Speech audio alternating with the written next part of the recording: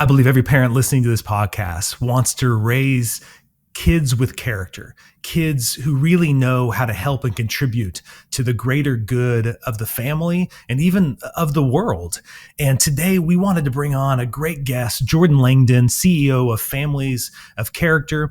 And she's going to share a very personal story about how the way they were parenting and the way they were doing life wasn't working to such an extent that her marriage was kind of falling apart, and it was in crisis, and she needed to do something different. And that's where they stumbled upon this great intentional effort to start doing family huddles. And she's going to give you her 3 C's on how to help your family go from one that's maybe fractured, where everybody's at each other's throat, or everybody's at least just fighting for their own piece of land, their own role on the team, to how to build a team that's actually playing together towards a common goal. And these 3 C's will help you get started this week, where you can start building that unity in your team. You're really going to enjoy this interview and the way in which she shares these insights.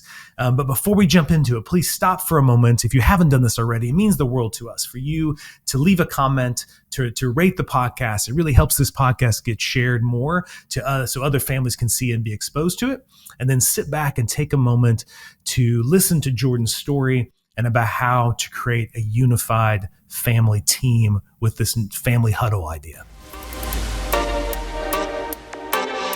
Welcome to the Art of Raising Humans.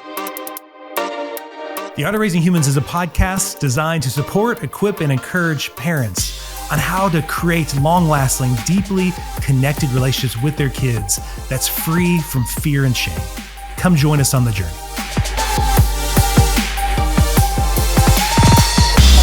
Hello, and welcome to The Art of Raising Humans. I'm Kyle. Hi, and I'm Sarah. And today, Sarah, we want to talk about character in your family. Isn't that something we're passionate about? Yes, we are. And we thought, man, we had this discussion. We got to get on this podcast last week. We got to talk to Jordan on her podcast, and we've had several other discussions with Jordan, and it's just been so fun to discuss all of our loves for all things family. Right? Yeah. Whether it's homeschooling, whether it's like living in Colorado because that's awesome and we don't and you do. And so that sucks for us. That's right. So without further ado, we want to introduce Jordan Langdon and just want to say thank you for coming on the podcast. Yeah, welcome.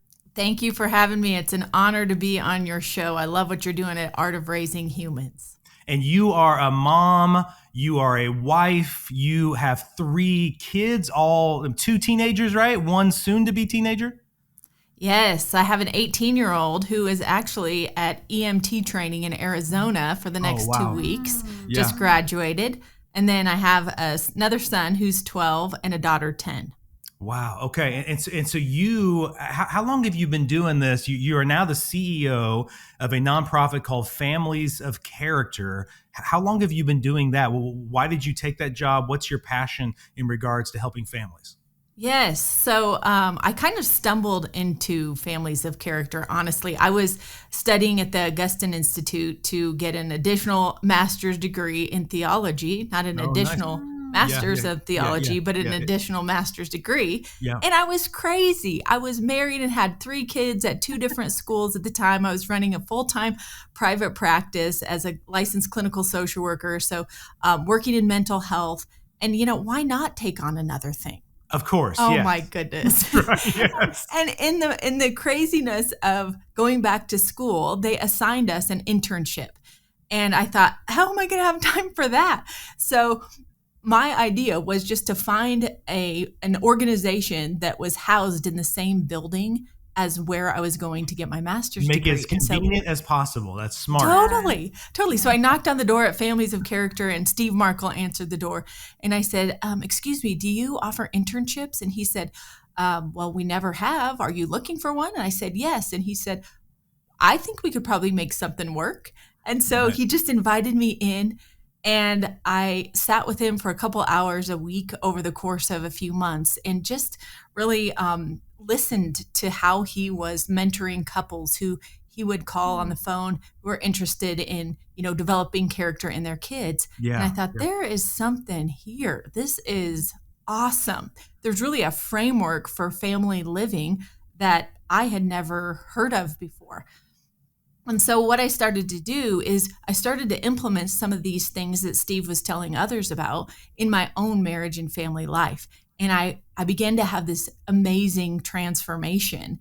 And that's where I said, okay, Lord, like, am I supposed to continue on this path of, seeing one person an hour in my clinical practice, day after day, week after week? Or is it time to close the doors and just go all in on coaching parents in this new framework for family living? And the answer was really clear. I actually, I don't hear anything audible from God, like the words, but I really got this message. It is dead. What? It is dead. Yeah, your practice is dead. It's over. Like, close it down. And so it was actually very comforting to receive that message and kind of that permission to just let go of something I'd been at for 20 years and to pivot and use my skills in a different way. So I joined Families of Character. I got out of the theology program, and it's been on ever since for like 4 years. That's awesome. Well, and I think what we really resonated with too, with you, Jordan, is I think in a lot of type of ways people hear about parenting with kids, it's a lot of focus on behavior the kid's doing and ways in which to stop that behavior, or extinguish that behavior, or whatever, right? Where really what we connected so deeply with you, and it sounds like what you're doing at Families of Character, is that raising kids is a way that can transform us into being better couples in regards to our marriage. It can strengthen our marriage, also make us just better humans in general. And I love that that's kind of how, in everything I've seen you do and talk about, Sarah and I are really aligned with that we really believe change starts with us first as the adults. And then with the way we see the kids' difficulties, the conflicts with the kids, really transforms how we approach it. And so when you think about all these things in regards to character, like I want to work together as a team with my wife, and work together with our kids to co-create a family we want, and that forming characters, that whole process. And that's why all this conflict is there. That's why all these issues arise, because we're trying to become humans of character. Yes, you are exactly right, Kyle. We really believe that your family is the most important team you'll ever be part of. And so why wouldn't you put intention behind building the character of your team? Character is being developed in your family every day, whether you're intentional about it or not. It just, depending on how intentional you are, really kind of speaks to the type of character in your kids and yourselves. Yeah. And so we really believe in intentional parenting, right? Like creating a true plan, getting order back in your life, and functioning as a team. When you think about, a team, a sports team, right? They huddle up all the time. They huddle up many times during the game. They have practices that are coached by usually two leaders that have their best interest at heart. They'll challenge them and push them to their limits, but also want to make sure that they're united together and that there's a sense of that unity and that camaraderie in the team. And so I think, in generations past, there's been a lot of division between parents and kids. Yes. And that's been kind of a source of pride. And so we're like, let's break that down and come around side of our kids, in a huddle kind of fashion. Yeah, I love the vision of that too, of where when Kyle was talking about stopping things and what you just mentioned about separating, here's the parents, here's the kids. But I love the idea of the coming together and the forward looking, instead of let's stop this, let's keep that away, but it's what are we going to build? Where are we going, and going together? And I love that about your vision and what you're doing, because it's a coming together and it's a creating something and it's moving forward towards something versus avoiding and stopping. It's like, where are we going and where are we going together? And I love that piece of it. Well, I was even thinking, as you use the kind of sports metaphor, is there used to be that in sports, or really us against them. There was the coaches and then there was the players, and the players were always below. But what you've even seen in sports in general, as this stuff has evolved, I think in families, is you've seen like, no, we're for you. Like, we're there to develop you, to help you become something more, And I think a lot of athletes are really like interested in that. They're like, I don't want to just win a game, but I want to become a better person. So I love that metaphor for the family picture as well. Yes, that made me think of, instead of just being told what to do all the time, there's this sense of, I'll do it first. Yes. And then we do it together, and then you do it, right? Yeah. And so it's that kind of almost Montessori philosophy, or that positive parenting philosophy where it's, yes, I'm the leader, and it's my job to model for you. Yeah. But the idea is to pass it along to you, so you have as much information as I do, so that you are prepared when you leave the nest, so that you can thrive as an adult and you can be part of a family and part of a team, because you're going to need to be for the rest of your life. Yeah. Well, if I can jump on that, Jordan, I'm even thinking, as you're helping me form out this metaphor, is I'm thinking like, you wouldn't want to win at all cost. Right. Like an athlete doesn't just want to win. Like, how you win is important. And really the ends don't justify the means. So really, whether a team wins or loses, although we love to win, watch our teams win, how we win, I think, is even more important. So even if my team lost, but they played a certain way, they played with intention, they played with character, right? I wouldn't want my team just to win, just being crazy, just doing cheating, right? Doing whatever they could, like, we won, but who cares if we cheated? Like, it's in the same way. I think as parents, that's what we feel too. We have an end goal. We have an ending to this road trip called life that we want to eventually get to. But how that road trip happens is more important to us than even whether we get to that destination. You're so right. You're so right. And that's why, if you can implement this like weekly family huddle that gets you down the field, it may not have massive benefits in the moment or for the next week. But if you stack up these huddles that consist of these 3 behaviors, then over time you're so inches from the end zone, So we're also about the long game. Yeah. Right. Yeah. Not just these parenting hacks where you're trying to, like you said, stop behavior, timeouts, this and that. Yeah. But it's like, let's show up for each other as an intentional team each week. And eventually we're moving the ball down the field together towards the end zone.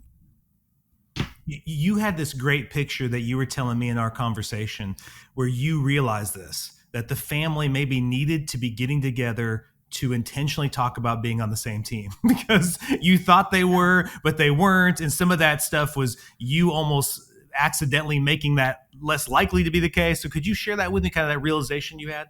Yes, completely. I remember it like it was yesterday. My daughter said, like, we didn't even really know, like, our marriage was in trouble until our 4-year-old daughter said, Mom, I don't think Dad wants to live here. I was like, what?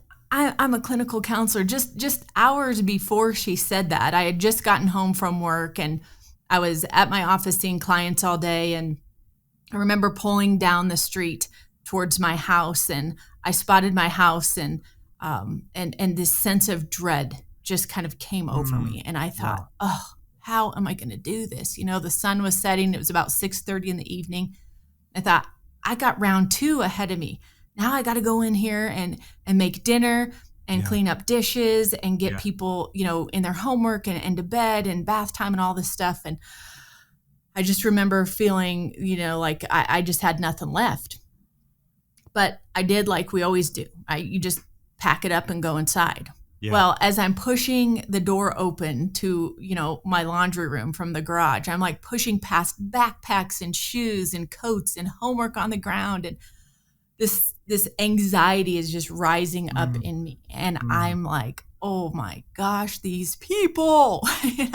I round the corner and I just start barking out orders immediately. Pick up your clothes. Has nobody started their homework? Why are there still dishes in the sink from breakfast? And my kids just start scattering like cockroaches. Yeah, get out of her way. She's here. Watch out. Yes. Monster mom has arrived. And so then I went, whoa, okay, this is just a little out of control. I got to reconstitute myself because we got to eat. So my husband's finishing some stuff up in the office and he kind of comes tiptoeing out like, whoa, okay. it's one of those nights, and we start making dinner and getting stuff on the table and cleaning up. And I'm just kind of like passive aggressive, I'm kind of slamming the cupboard doors a little harder than normal and just so resentful that this is how it's going. And it was crazy, Kyle and Sarah, because I remember feeling this sense of disgust towards my kids as I'm looking at the mess. But then instantly it was a sense of disgust for myself because I thought, who are they? Yeah. But like this reflection of our leadership. Sure. No, this is coming from us. We're failing them. Yeah. Yes. Mm-hmm. So we get things going for the evening, and I take my daughter up to give her a bath, and I'm washing her hair, and she's got her eyes closed, and she just out of the blue says, "Mom, I don't think Dad wants to live here anymore. I don't think he wants to move, but I don't think he wants to live here." Yeah. And then her eyes just popped open, and it was like, okay, I'm ready to get out of the bath now. And I'm going, ugh. Did anyone else hear that? What was that? That's right. And so I just dried her off, went and said prayers, tucked her into bed. But then I was thinking, like, what 4-year-old says something like that? That's a very sophisticated kind of thought process or idea. If she didn't actually experience some division or separation between my husband and I. Yeah. So I go into the bedroom and I'm like, Josh, are you thinking about leaving? And he's like, what? He says, why do you ask that? You guys are therapists. When you ask a question and someone responds with the question, it's not good. I was like, well, this is what our daughter said. Yeah. And he said, that's interesting. Mm. He said, I'm not thinking about leaving, but you're just not very fun to live with. Mm-hmm. Wow. Dagger number 2 for the night, right? I'm like, but at the same time, it's like I wanted to agree with him immediately. Yeah. I said, you're so right.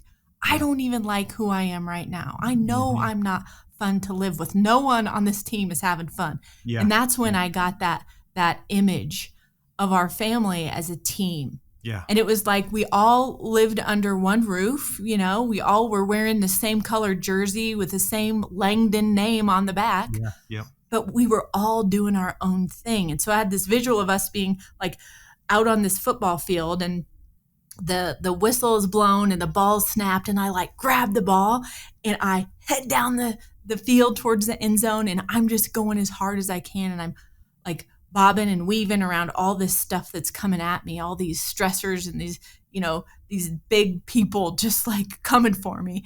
And in my desperation, I kind of like fall out on the field, and I'm looking to pitch the ball to my husband or to my kids. And I look back and nobody's there. Yeah. The whole field is empty. And so then I kind of glance over to the sidelines. I'm like, where are my people? Yeah. I need help. And they're all on the sidelines, and the sense that I have put them there. Yeah, you've kind of told them, go sit down.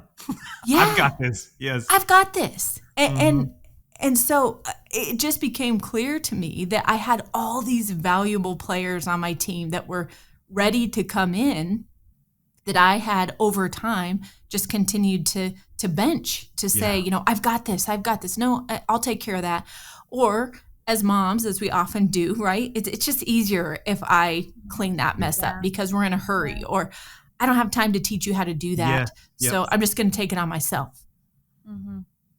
It's a disaster because then you're burnt out, right? So then you have what we call responsibility burnout, and you're resentful towards your husband. I remember kind of catching this glimpse of like my husband, like over there waving at me like, hello, is there ever going to be intimacy again? Do you see me? And I'm like, who are you looking at me? I know you're not looking at me because I'm burnt out. I've just run down the field 100,000 times. Yeah, I was being a ball hog, but he feels really badly when we talk about this because he's like, I kind of saw you burning out, and I would step in and try to help, but immediately when you said you got it, it was hard for me to come back at you and say like, no, you really don't. Yeah. I wanted to trust that this was something that you were taking on seriously as a wife and a mom. And it seemed like you wanted to really, do all these things, but then I was getting this feedback that you were burning out, and like all of a sudden it was becoming, where our kids were scattering like cockroaches, and me too when you came in the door, you know? So we agreed that there were things that both of us could have done differently. I could have raised my hand for help and just gone, like, man, I want us to do this together. Yeah. And instead of just kind of being reactive to the situation and taking it all on myself. And so that evening, actually, my husband jokes about this too. He's like, yeah, after I said that to you, I think I pretty much like fell asleep and was snoring, like, yeah, you did.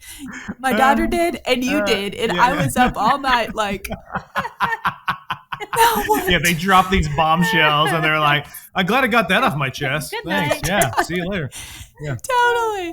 Yes. But I see it as like one of those blessings in disguise, where I had no animosity towards them. They were simply the messenger. And if they wouldn't have said that or had the courage to be the vessel for that message, we would still be in that spot today. And so that night I'm thinking, okay, I could just like escape away to this hotel in Santa Fe and just have like a quick like reset, right? Like a mom reset, get some good food, lots of sleep.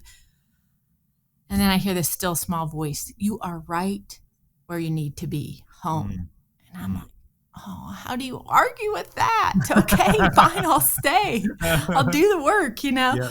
But I mean, we tried all kinds of stuff, you guys.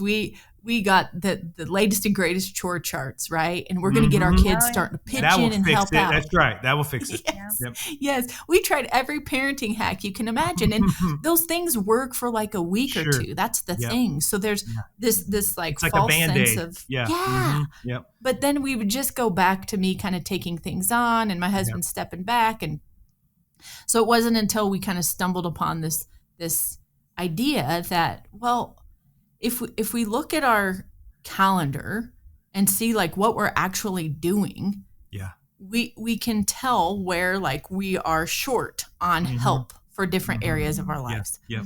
And so my husband and I kind of started looking at the calendar together, and it was just something that we hadn't done before. I was the keeper of the calendar.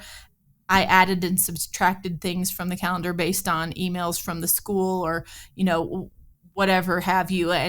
And he would glance at it or go, hey, what are we doing tonight? Or do we have something going this weekend? It's like, yes, we do. And so then I'd be telling him, and then I'd be telling our 3 kids everything that was happening for the week. And again, we noticed this big spotlight on me, right? Like everybody's coming to me for all the information. And so we decided, let's just like expose this calendar, right? This is not something that I have to hoard to myself. I don't have some special skill that keeps me the social, calendar manager or anything. And that started really instantly kind of transforming things, because all of a sudden that mental load that I was carrying in my mind, because we do keep the activities of our family on our mind, but also just the load of what visually is on our calendar that I was seeing, but they weren't, was now distributed among everyone in the family. And so they began to have some kind of empathy and compassion too around like, whoa, this is what she looks at every day. This is what she's carrying around trying to figure out who's going to get where, when, and then my husband started really pitching in ideas. He's like, oh, well, I can take I could drop off 3 days a week.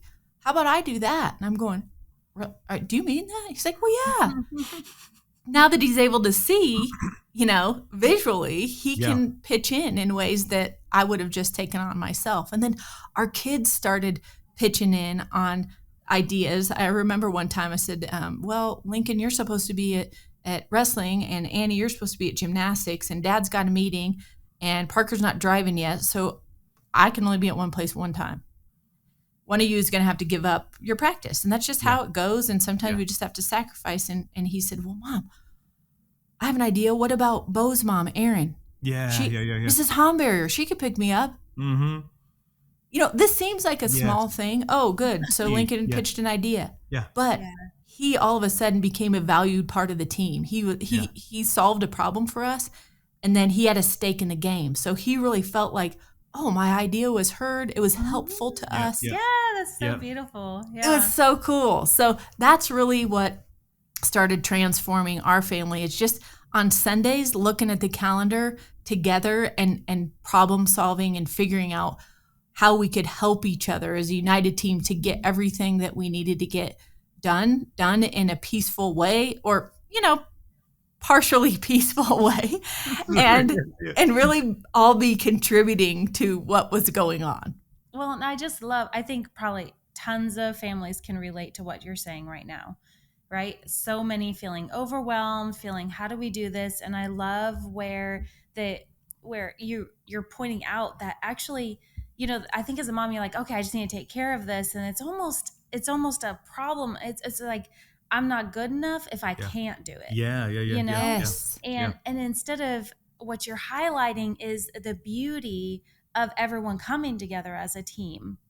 And to see what that gives your kids, to be seen, to be heard, to be a contributor to this whole thing. What are they? Just think about the beautiful things they're learning and the way they feel inside when they have stepped up and like, oh, I can own this too. Look at what I'm capable of doing. I can have good ideas. I can do this. And then they're going to be able to take that into the next phase of life.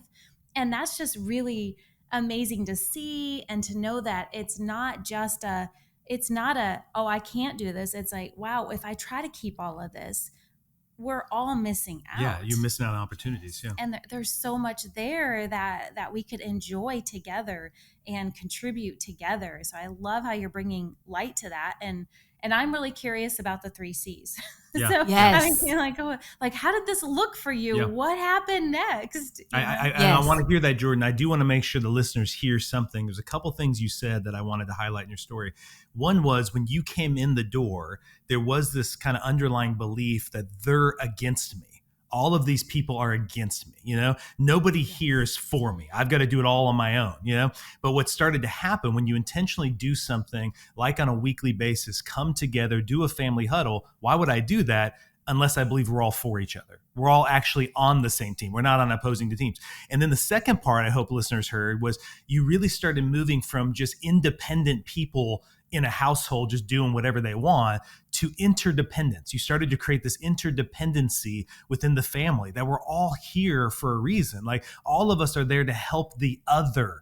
And I just think so many families miss out on that understand that kids want to be interdependent with you. They want to be a helpful tool in the running of the family. It feels great. It feels really good. It boosts their self-esteem, their confidence, all that stuff.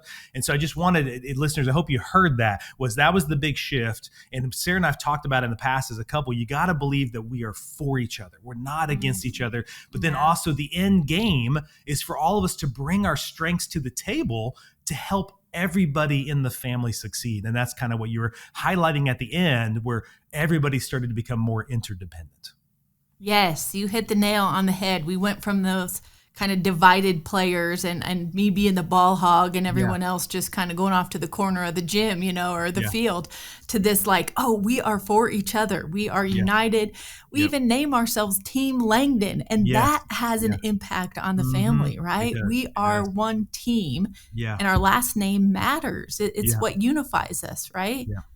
Yeah. Let's get into the 3 C's, because I say that the 3 C's are the what saved my marriage, okay? When I didn't even realize it needed saving. And I want to underscore that, because a lot of you who are listening may not realize that your marriage needs saving too. And it's not your fault. It's just that we get going and we're blocking and tackling as things come up. And all of a sudden we're looking cross-eyed at our spouse like, how many years has it been? And we're at it like this and we're really divided. So take this as an opportunity to kind of do an assessment of your own marriage and family dynamics, and how unified are we or how divided, and how can we use these 3 C's to get us unified and back on track. So number 1, C is consistently showing up for each other. So consistent connection. Right? When you meet up together at a scheduled time once a week, and you keep that consistent. You don't do this like, well, maybe this week we'll do it on a Tuesday. Maybe we can't do it. No, you say, hey, Sundays are a great day that we're all home. We're preparing for the week anyway in our own sort of ways. How about we rally together as a team and consistently show up at 6:30 in the living room every Sunday or whatever time you choose. Yeah. But that consistent connection is what builds the culture of your family. Your kids are like, man, my parents continue to show up in this living room every Sunday. They continue to communicate. So many families we know, kids are out of the loop. Kids I'm helping and at the practice, I'll be like, hey, what are you guys doing this weekend? I don't know. They have no idea like what's going on. And a lot of stuff is just thrown on them. And they're like, what are we doing? Why are we doing that? Right. But instead you're building trust. By consistently showing up, we start to trust that I'll have a voice. I'm going to be in the know. I'm part of the VIP group, Yes, you got it. Exactly right. And then the second C is just clarifying the calendar, right? So once you've connected consistently, you show up in that space and that time, then you actually expose the calendar so everyone can see it. And the best is for dad to lead the family through the family huddle, because that really gets him engaged. And when you teach something, you know it better, right? So if that's not something that you're used to as a father, is being really in tune with the family calendar, it's easy if it's written out for you. And mom, we're good support folks, right? We can kind of leverage you up and help you understand what's going on the first couple of weeks. And then you got it. Like you can take it and fly with it. Then the people that are listening, the children in the room, your spouse really looks to you as the leader of the family. So that makes a difference too. But this clarifying the calendar, like you said, Kyle, like a lot of people don't know what's going on. For us, before we were sharing our calendar with other people, we got so bogged down in the day-to-day that I remember my mother-in-law calling about Thanksgiving plans. And it was like October 1. And I'm like, what? Thanksgiving? How dare you ask about that? Yes. We haven't even gotten to, October 10th. I can't see beyond this week. Now that we're in the rhythm of having these weekly huddles, we plan out an entire year in advance. Like my husband and I are looking forward to planning all of 2025, like next month, because it clears up the fog out in front of you. And then you can cast this vision and make long-term goals for your family. We've been to 49 of the 50 states, and I'm convinced the only way we're able to do that is because we take care of the weekly business of the family together. Yeah.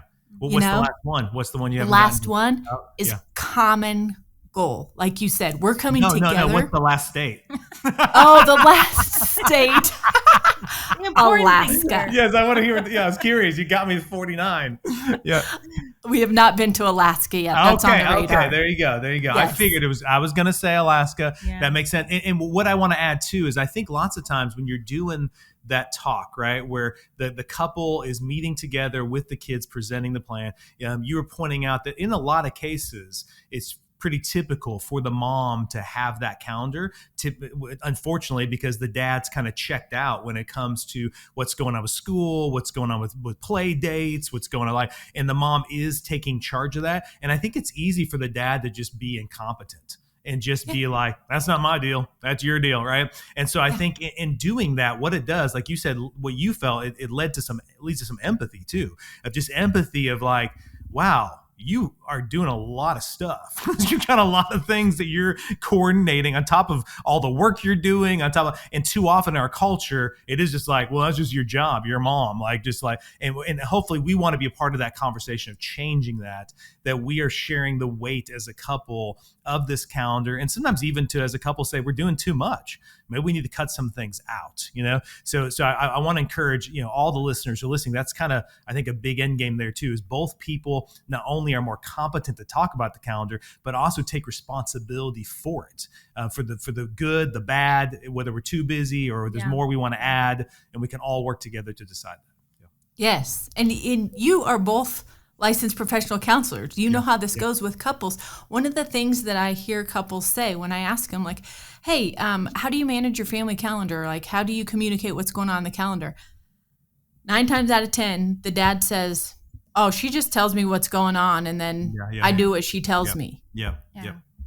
Think about how that plays out over time. Oh, your wife, your woman is telling you what to do. I know. Yeah. And you just have to do it. You have to get in your truck and go to pick up when she says. And then you have to change your plans and go, oops, that That really wrecks a marriage. It puts that person, whether it's the husband or wife, into another space of being a child, right? And so, Totally. it really is like when it comes to our kids' soccer stuff, and when it comes, we'll have conversations like, "Hey, did you put that on the calendar yet? Do you want me to? I'll take care of that." So then, like, we're talking like, well, we've got a tournament this weekend, and like we're still deciding, are we going to go as a family, or are we going to go separate? And having those kind of discussions over what's best for our family at this time, and we'll have those discussions throughout this week over what is best going to bring our family together, or just make us more busy, Yes. And so we've got to make those decisions as a couple. Yes. And that is such a good point. 10 eyes on the calendar are better than 2. Yeah. Right? Yeah. And our kids said, whoa, our oldest son is gone for a couple weeks. And so none of his work schedule was on our calendar. And so when we did our family huddle yesterday, our middle son says, wow, look at all that white space on our calendar. Things have been really freed up. Yeah. And so it does really help, it helps to have more eyes on the calendar because you want to identify white space. Yeah. Friday, we don't have any plans. Oh my goodness. Let's have a movie night. Right. Yeah, so then you schedule in the things that matter to help unify your team. Jordan, I think what's great too, when our daughter does babysitting jobs and stuff, like for her, we'll have to say, like, put the address on there, please. So it's not just the babysit, it's us driving you to the babysitting job. So we can also know and have mental space to understand how long is that going to be there and back and all those kind of things. Yes. Okay, Kyle. So you just brought up another point. Yeah. This helps kids develop executive functioning skills, right? Thinking, planning ahead. Yes, Sarah, you're like picking that up, right? Yeah, so good. Love that. Yes. Okay. Yeah. So the last C. Okay. So we have connecting consistently. Not Alaska. Yeah, it's not Alaska. Right. Gotcha. Yeah. Connecting consistently, clarifying the calendar, and then a common goal. Identifying one goal. Once you've looked at the calendar, it's really easy to identify one thing y'all can be working on for the week, right? Yep. If you're running late to things, the common goal may be we're all setting our alarms 15 minutes earlier so we can get out the door on time. Woo. Less nagging and yelling, right? Yes, love that, man. Yes. I like that goal. Yes. So, but I tell people, don't start with that. Don't start with that if that feels like too big of a thing, like this whole family huddle. Just start with the calendar and then layer things on as time goes on. But the most important thing is to put the huddle on your family calendar. Yeah. Like actually schedule time on your calendar for the huddle. Yeah. Because if that doesn't happen, if it doesn't get on the calendar, it ain't happening. It ain't happening. Nothing happens. It's not on the calendar. Yeah. Yeah, it's so, like you had pointed out earlier, it's really easy to let those things slide, because you're already so busy. And that feels like, because I know we actually have a meeting on our calendar that we keep missing, and it's our meeting, because you feel like, okay, we're so busy. We'll just put that off. It'll be fine. We'll catch it next week. And then next week comes around and it gets put off. Yeah.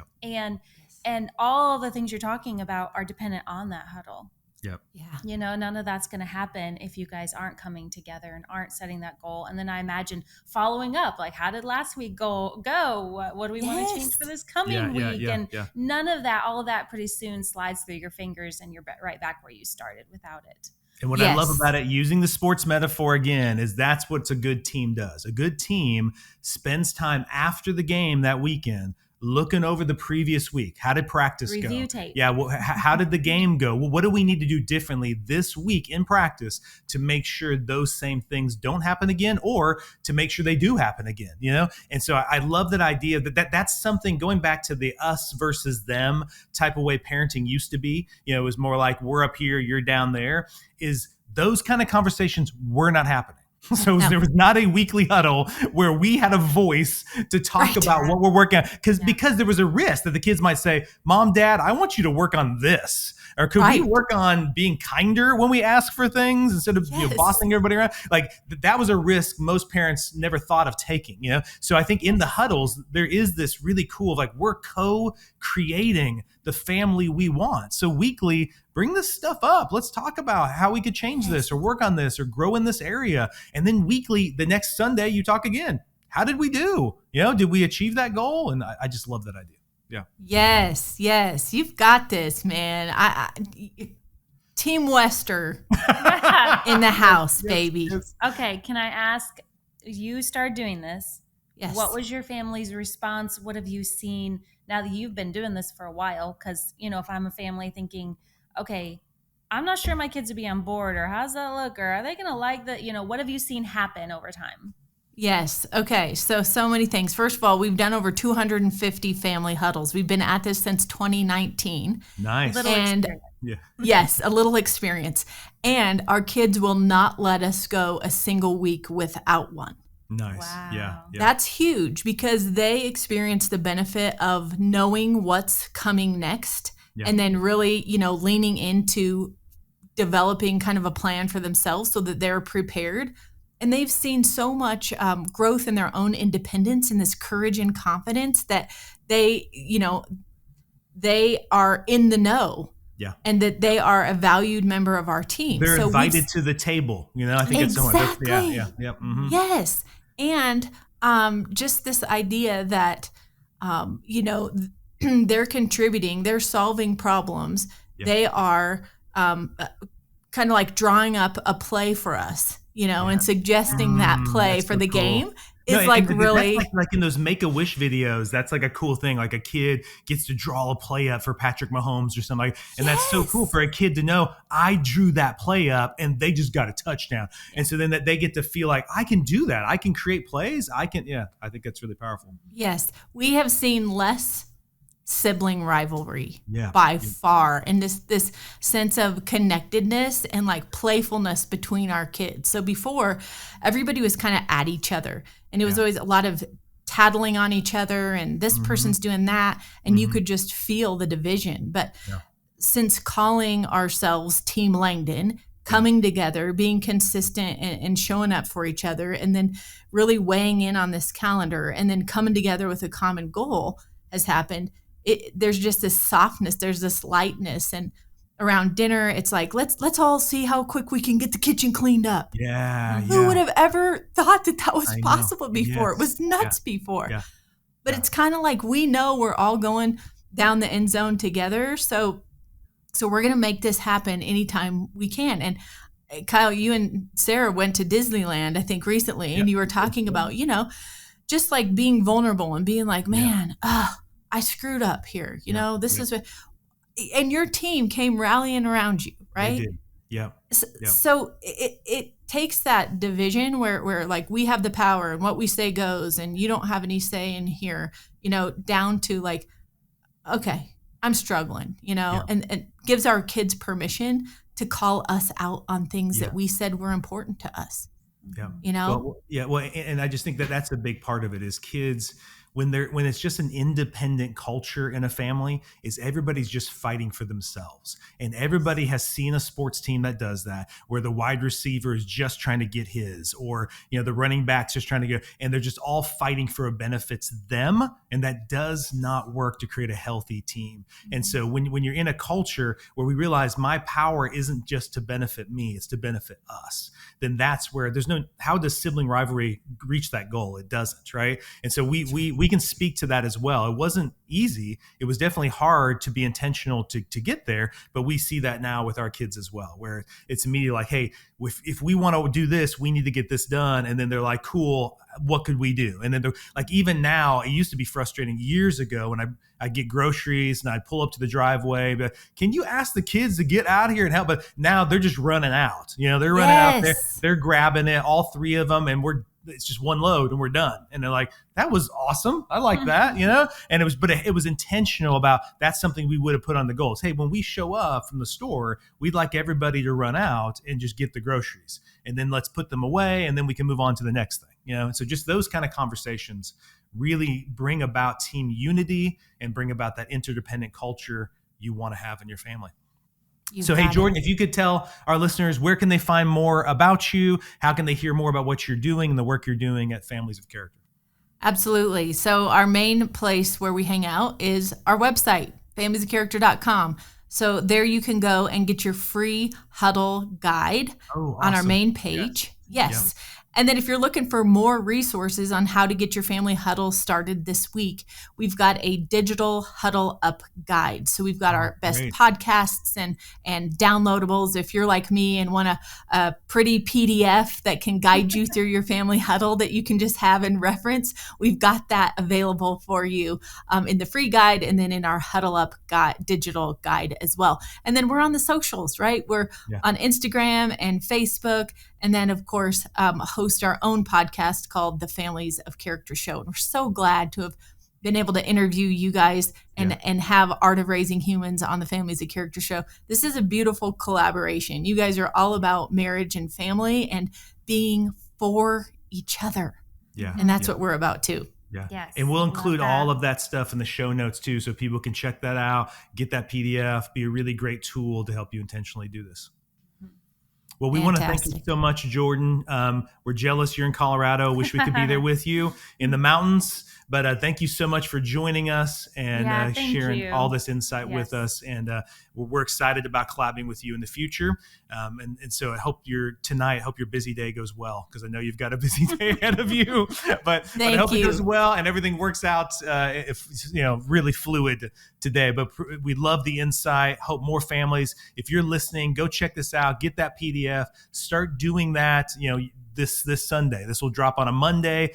Start planning for what that Sunday is going to look like, or that Saturday, and just get it going. It's just imperfect progress. The kids at first are going to be like, what are we doing? But just like invite them into it. They don't even know how exciting and good it's going to be for them. Exactly. Stay the course, be consistent, show up, and then layer on from there. It'll be awesome. Go teams. Yeah.